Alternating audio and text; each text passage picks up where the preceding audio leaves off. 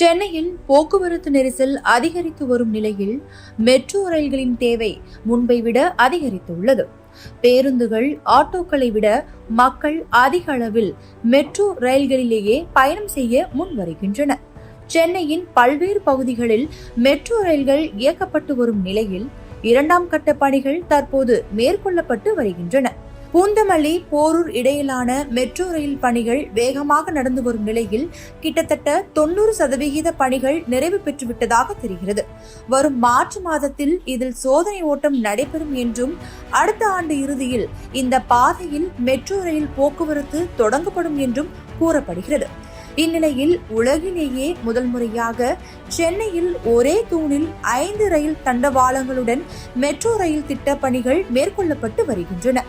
குறுகிய பாதையான வடபழனி முதல் போரூர் வரை உள்ள 4 கிலோமீட்டர் தொலைவுக்கு ஒரே தூணில் 4 ரயில்கள் வந்து செல்லவும், ரயில்கள் இடமாற்றிக்கொள்ள ஒரு லூப் லைனும் சேர்ந்து 5 தண்டவாளங்கள் இரட்டை அடுக்குகளாக அமைக்கப்படுகிறது.